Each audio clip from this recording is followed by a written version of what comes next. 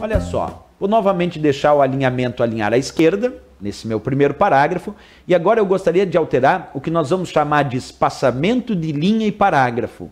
Por exemplo, cliquei e ele está com espaçamento simples, eu vou botar espaçamento 2, que é espaçamento duplo. Percebe a diferença entre o primeiro e o segundo parágrafo? O primeiro parágrafo está com alinhamento duplo e o segundo parágrafo está com alinhamento simples. Um eu botei 2, outro 1. Então nós podemos selecionar novamente esse parágrafo, clicar no botão espaçamento de linha e parágrafo e agora escolher o espaçamento simples. Então espaçamento altera o espaçamento entre as linhas do parágrafo, como a gente acabou de observar. Outra coisa, esse espaçamento, além de poder alterar o espaçamento entre linhas do ou dos parágrafos selecionados, o usuário também pode alterar o espaçamento que existe antes e depois de um parágrafo, aumentando o espaçamento que tem entre os próprios parágrafos. Isso também pode ser feito através desse botão, ok? Bem, próximo botão ainda falando sobre o nosso grupo parágrafo. Temos um botão aqui que te permite alterar a cor de fundo dos parágrafos. Ele se chama sombreamento. Quando eu seleciono, por exemplo, esse primeiro parágrafo, ou simplesmente, observa, coloquei o cursor no primeiro parágrafo e clico agora no botão chamado sombreamento, eu posso escolher uma cor, por exemplo, amarelo, e ele altera a cor de fundo desse parágrafo indicado.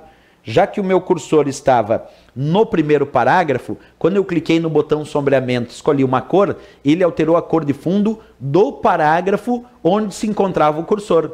Porque essa é a ideia do botão sombreamento, alterar a cor de fundo dos parágrafos indicados ou ainda do parágrafo onde se encontra o cursor, como a gente acabou de realizar aí a operação, certo? Vamos desfazer, tirar ali novamente a ideia do sombreamento. Agora olha o que eu vou realizar. Nós temos um botão chamado bordas.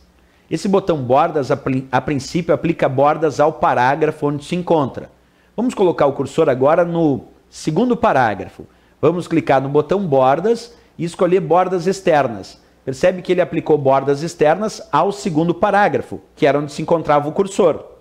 Se o usuário agora selecionar uma palavra e aplicar o botão bordas, percebe que ele aplica na palavra ou no texto selecionado. Então percebe, quando eu não tenho um texto selecionado, simplesmente eu posiciono o cursor, clicar no botão bordas, aplica borda ao parágrafo indicado onde se encontra o cursor. Se tu selecionar um determinado texto, como eu estou fazendo agora, e aplicar o mesmo botão bordas, ele vai aplicar bordas a esse texto selecionado, como a gente acabou de ver também nesse exemplo.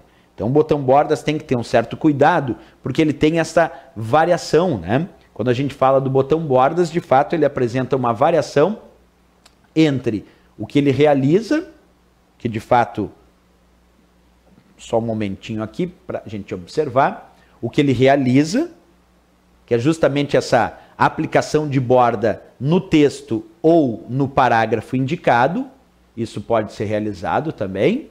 E outra operação interessante que a gente poderia destacar do botão bordas é essa capacidade que ele tem de ora ser de parágrafo e ora ser de texto.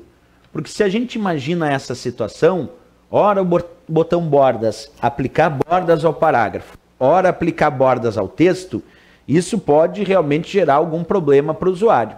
Então a gente tem que cuidar muito dessa relação aí que a gente acaba encontrando no botão bordas. Isso aí.